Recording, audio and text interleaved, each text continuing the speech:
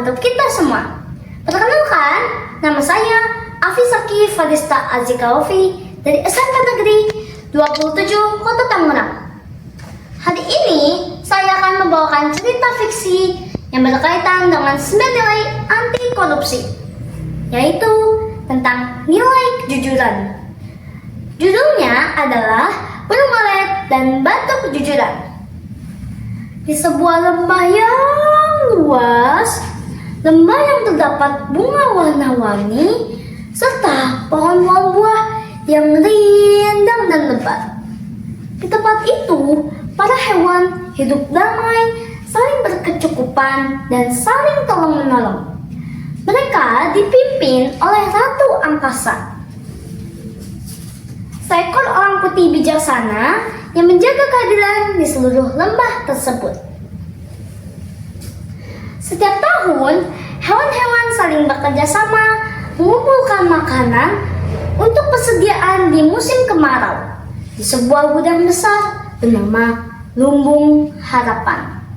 Semua hewan bekerja keras. Para semut membawa butiran-butiran gabah, para burung mengumpulkan buah, para rusa mengangkut umbi-umbian, bahkan burung walet kecil membawa butiran-butiran biji kecil untuk dikumpulkan di Lumbung Harapan. Di antara burung-burung itu, ada seekor walet muda bernama Pito. Ia kecil, gesit, dan sangat rajin.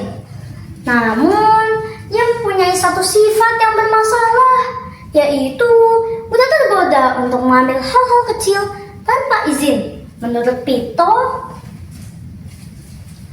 cuma sedikit, nanti juga tidak ada yang sadar, masih sisa banyak kok. Suatu hari, ketika hewan-hewan sedang mengisi lumbung harapan, Pito melihat sekantong biji-bijian yang sangat banyak. Matanya berbinar-binar, seraya airnya membasahi bulu lembutnya. Kalau aku ambil 1 atau 2 butir, pasti tidak ada yang tahu. Pito pun mengambil 2 butir biji, lalu terbang dengan perasaan bangga. Keesokan harinya, ia mengambil 3 butir biji, lalu terbang kembali ke sarangnya dengan senang hati sambil bernyanyi-nyanyi. Hal itu kembali diulangi Pito keesokan harinya.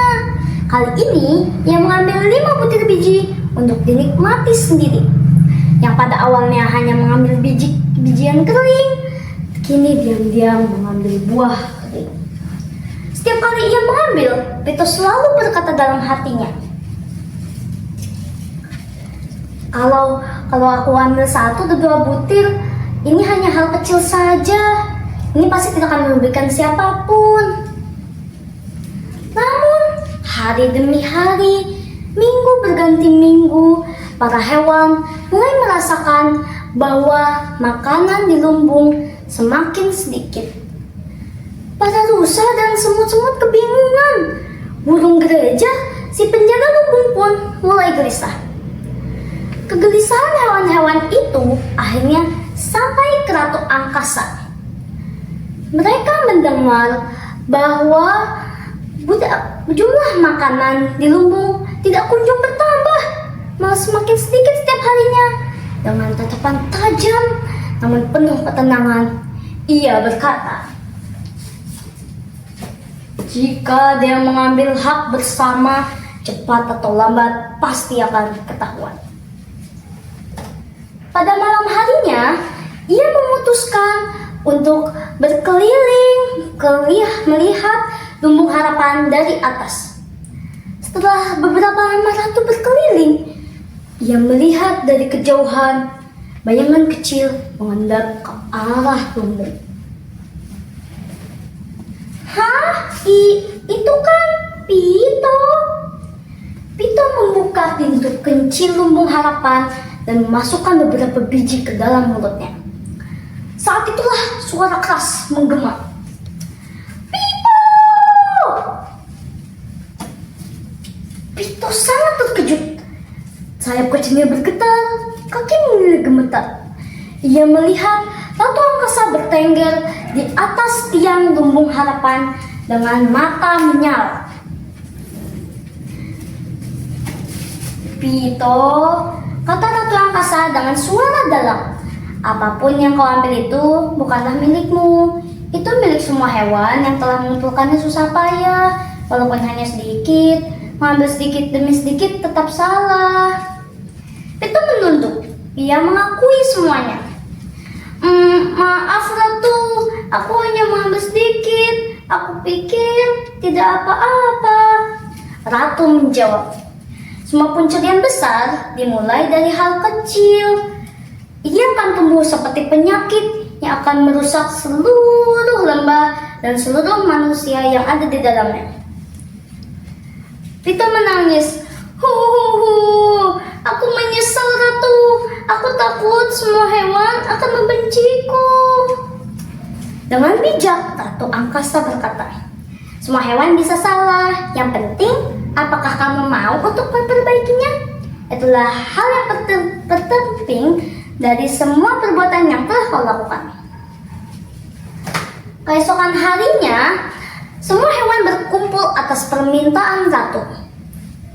Ratu Angkasa membawa batu kecil berwarna biru kehijauan. Ini adalah batu kejujuran, katanya. Batu ini hanya bersinar jika hewan yang benar-benar jujur yang dapat membuatnya bersinar. Lalu ia menyerahkan batu itu kepada Pito.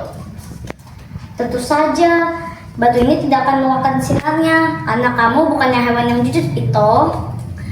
Tugasmu selama sebulan adalah membantu hewan-hewan lain mengisi lumbung harapan dan menceritakan kesalahanmu kepada hewan-hewan muda yang kamu temui. Jadi mereka tahu bahwa perbuatan mencuri adalah perbuatan yang tidak baik. Awalnya Pito merasa malu, tetapi ia tetap bekerja.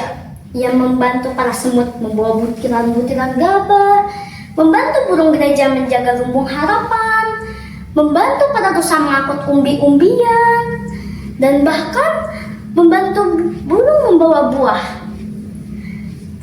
Di setiap malam, ia selalu menatap batu kejujuran itu. Namun, batu itu tetap kusam, padam, tidak mengeluarkan cahaya sedikit pun.